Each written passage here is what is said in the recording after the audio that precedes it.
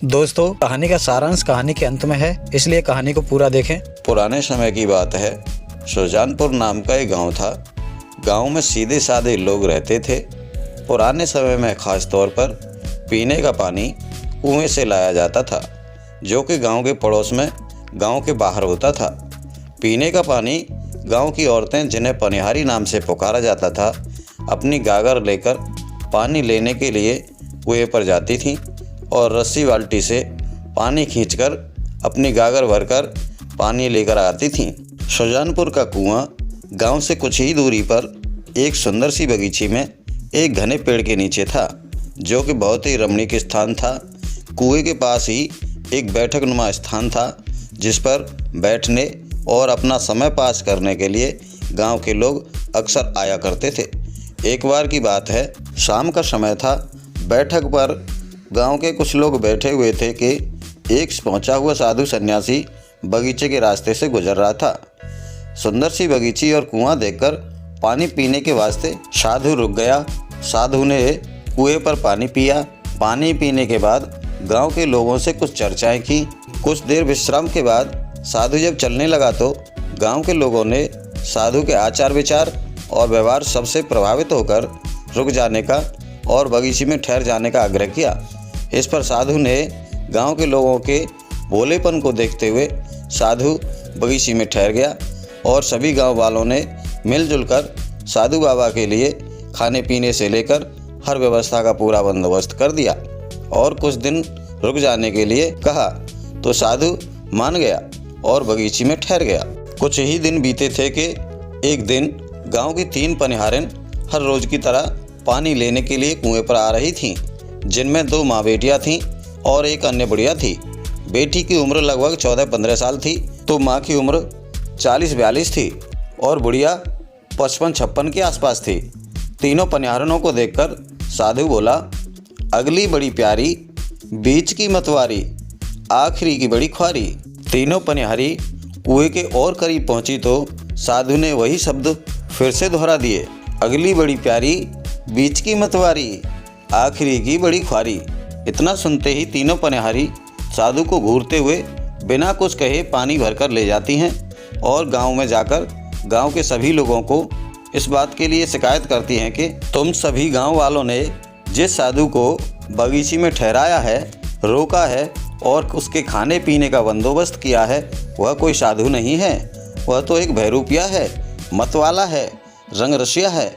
वह तो साधु के भेष में भेड़िया है, दुष्ट है, जो कि हम पनिहारों पर फब्तियाँ कसता है और कहता है कि अगली बड़ी प्यारी, बीच की मतवारी और आखिरी की बड़ी ख्वारी। भोले भाले गांव के लोग साधु की बात का मतलब नहीं निकाल पाते और पनिहारों ने जो कहा वही सही है, ऐसा सोचते हुए कि साधु के वेश में एक गुंडा है, इसको सबक सिखाया जाए। ऐसा सोचकर सभी गांव वाले लाठी डंडे लेकर साधु को पीटने के लिए चल दिए। गुस्से में जो लोग साधु को पीटने जा रहे थे, उन लोगों में बच्चे, बूढ़े, जवान, महिलाएं सभी शामिल थे। कतार में सभी लोगों को लाठी डंडे के साथ गांव से आते हुए साधु ने जब देखा तो साधु को समझने में अधिक वक्त नहीं लगा। साधु ने सोचा, इन लोगों ने शायद पनिहारों के द्वारा मेरी कही गई बात का गलत अर्थ लगाया है, इसीलिए ये मुझे पीटने के लिए लाठी डंडों के साथ आ रहे हैं। अपनी ओर लोगों को बढ़ते हुए देखकर साधु चिल्लाने लगा और बोला, जहाँ तक मारी जाए वहाँ तक मारो, जहाँ तक मारी जाए वहाँ तक मारो। साधु की आवाज़ सुन कतार में चल रहे नौजवान लोग कहते हैं कि पनिहारें सत्य ही कहती थीं कि साधु गुंडा है, रंग रसिया है, आज इसके रंग को हम ठीक तरह से उतार देंगे। नौजवानों के इतना कहते ही गांव के ही लोगों में एक समझदार बुजुर्ग होता है और कहता है कि ठहरो भाइयों, साधु हमारे हाथों में लाठी डंडे देखकर भी भागने की बजाय, अपने आप को बचाने की बजाय हमसे कह रहा है कि जहां तक मारी जाए वहां तक मारो। क्या मारो? इसमें क्या कोई राज है? इसलिए साधु को पीटने से पहले यह पूछना चाहिए कि उसने ऐसा क्यों कहा। बुजुर्ग की बात सुनकर युवा लोग बोले, बाबा शायद आप सत्य कह रहे हैं, हमको ऐसा ही करना चाहिए।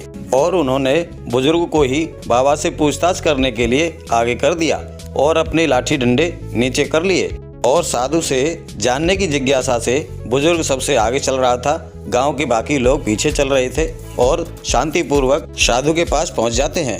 पास पहुंचकर उस बुजुर्ग ने साधु से पूछा, ऋषि महाराज, आप हमें लाठी डंडों के साथ देखकर भी भागे नहीं, बल्कि उल्टा हमसे कह रहे थे कि जहाँ तक मारी जाए वहाँ तक मारो, क्या मतलब है इसका? इस पर साधु बोला, जब तुमने समझदारी का परिचय दे ही दिया है बेटा, तो मैं तुम्हें जरूर बताऊंगा। तो सुनो ध्यान से। जब तुम्हारी बस्ती से पानी भरने के लिए जो महिलाएं आई थीं, उनमें 14-15 साल की एक बिटिया थी, लगभग 40-42 साल की एक महिला थी और एक 55-60 साल की बुढ़िया थी। तो मैंने कहा था कि अगली बड़ी प्यारी, बीच की मतवारी और आखिरी की बड़ी ख्वारी, जिस पर आप लोग लाठी डंडे लेकर मुझे मारने पीटने के लिए गांव से निकल पड़े। लेकिन मेरा कहने का अर्थ वह नहीं था जो आपने समझा। मेरा कहने का अर्थ वह था जो तुम नहीं समझ पाए। इस पर सभी गांव वाले बोले, ऋषि महाराज, अपने कहने का अर्थ अब हमें समझाइए। इस पर साधु कहता है, बेटा सुनो ध्यान से। अगली बड़ी प्यारी का मतलब होता है बेटा बचपन। बचपन बड़ा प्यारा होता है, सबका लाडला होता है, सबकी गोद में खेलता है और बचपन पहले आता है, इसलिए वह पहला हो जाता है, अगला हो जाता है। और आगे बारी है बीच की। तो मैंने कहा था बीच की मतवारी। बीच की होती है बेटा जवानी। जवानी के जोश में आदमी मतवाला हो जाता है, किसी की नहीं सुनता, जो मन में आता है वही करता है। और सुनो बेटा, आखिरी में आता है बुढ़ापा। बुढ़ापे में बीमारियां घेर लेती हैं, शरीर जर्जर हो जाता है, कुछ करने योग्य नहीं रहता, दूसरों पर आश्रित हो जाता है, परिवार के लोगों को भी बोझ लगने लगता है। इसीलिए बेटा मैंने कहा था आखिरी की बड़ी ख्वारी। और सुनो बेटा, जब तुम लोग लाठी डंडा लेकर मुझे मारने के लिए आ रहे थे, तब मैंने कहा था जहाँ तक मारी जाए वहाँ तक मारो। इसका मतलब है बेटा गुस्सा। गुस्से को मारो। गुस्सा आने पर इंसान विवेक खो बैठता है, धैर्य खो बैठता है, सोचने की शक्ति खो बैठता है और गुस्से के अधीन होकर इंसान अपराध कर बैठता है। और इसीलिए मैं आपको रोक रहा था कि बेटा जहाँ तक मारी जाए वहाँ तक गुस्से को मारो। आज तुम गुस्से में मुझसे मारपीट करते, हो सकता है तुम मुझे मार डालते, तो तुम्हारा क्या हाल होता? तुम निरपराधी लोगों को अपराधी बना देता।